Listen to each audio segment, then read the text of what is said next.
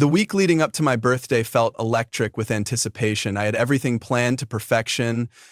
Surprise I'd held close to my heart, waiting for the right moment to share it with my children, Logan and Luna.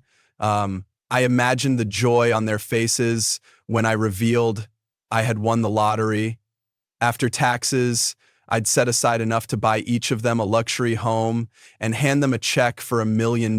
This was going to be the most unforgettable birthday of our lives. I cooked their favorite meals, laid out the best dishes, and placed 2 real estate contracts and 2 checks on the table, symbols of a lifetime of sacrifice finally paying off.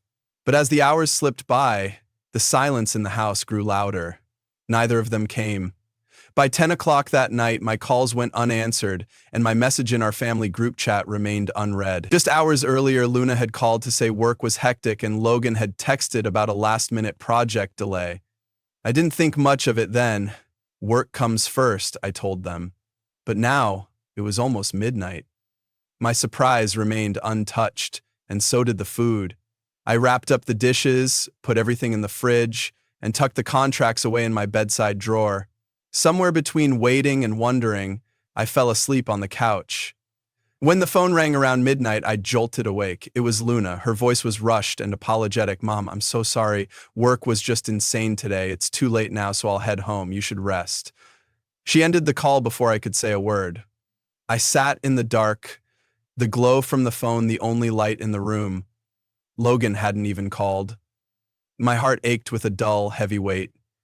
I had raised them to be thoughtful and loving, had believed that one day all my sacrifices would be recognized. But now, on a day I'd longed for, I was alone. The next morning brought more silence, no texts, no calls.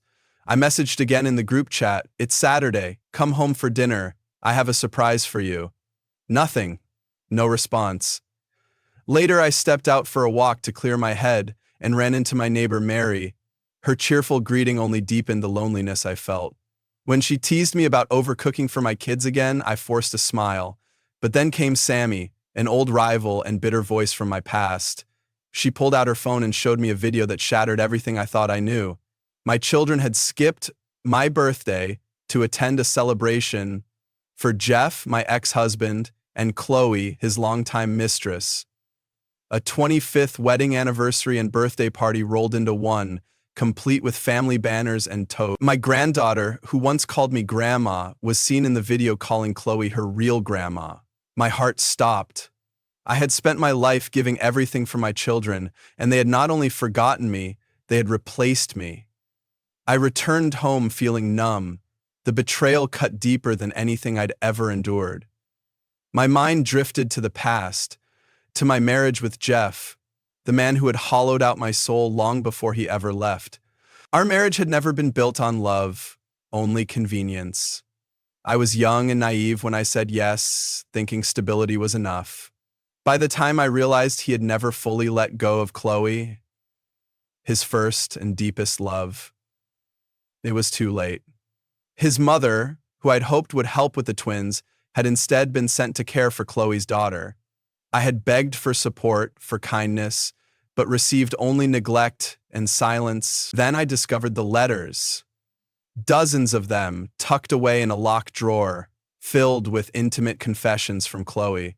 Letters that painted me as nothing more than a burdensome wife with 2 children and no allure. I confronted Jeff, and he responded with apathy, with scorn. When I finally demanded a divorce, he responded with violence. He shoved me so hard I hit the corner of a desk and crumpled in pain. But I didn't give in. I found strength I didn't know I had. I fought for my children, for a future free from lies. I exposed his affair, battled him in court, and walked away with my dignity intact. I raised my children alone. Every car, every college fee, every dream they had, I supported it. I built myself from scratch, learning French, mastering trade, becoming the head of European operations for a fashion export company. I made a life. I never remarried. My heart had no room left for romantic delusion. And now, they had thrown all that love and sacrifice away for a woman who once mocked my motherhood. That night, I sat at my table and tore up the real estate contracts. The $1 million checks, gone. My birthday cake, a cheap cartoon-themed one, brought in last minute by my granddaughter, sat melting under the weight of everything unsaid.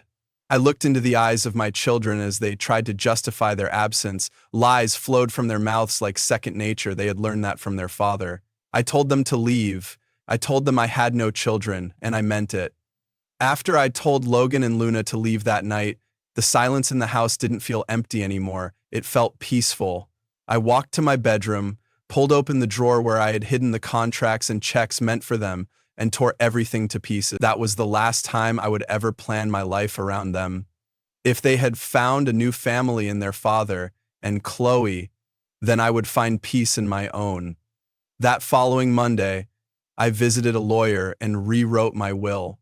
Every penny I had saved, every property I owned, every account under my name, I chose to leave it all to charity. There would be no inheritance, no lifeline, nothing left to fight over.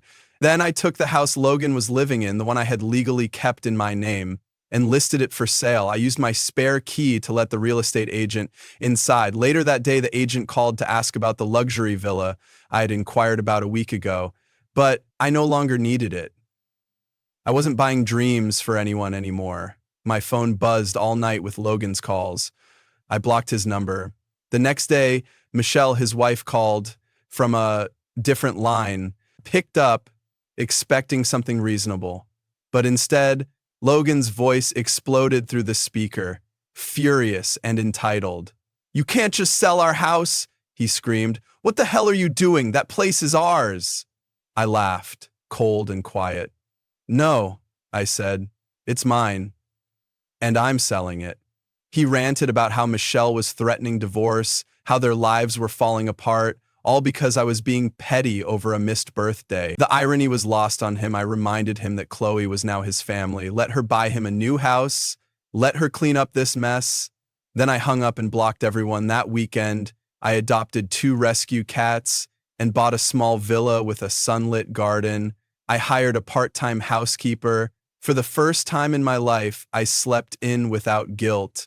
I brewed coffee slowly, read the books I never had time for, and listened to music in the quiet of my own space. I had no obligations, no expectations, no children to cook for or birthdays to plan. I simply lived. Months passed before the police showed up at my door. Logan and Luna had reported me missing because I wouldn't return their calls. When they found me safe and well, they showed up uninvited. Logan looked worn out.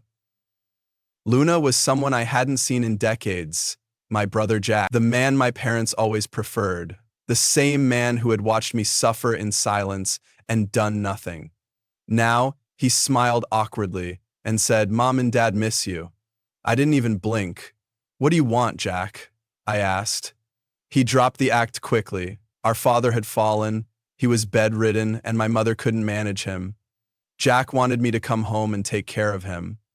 I stared at him in disbelief. "Your pension checks are almost 10 grand a month," I said. "Hire someone." Jack scowled. "How am I supposed to survive then?" And there it was, the truth. Even in our father's final days, the money had to go to Jack. Not to care, not to healing, just to him. I told him no. He threatened legal action, claiming I was still legally obligated to support them. I handed him my lawyer's card and said, "Then sue me." He never did. Instead, Jack dumped our parents into a low-end nursing home and vanished. A few months later, my phone rang again. A weak voice whispered my name. "Belle." It was my father. Dying, he wanted to apologize. I didn't say a word. I let him speak. His words were hollow, too little and far too late. When my mother gave me the name of the nursing home, I went.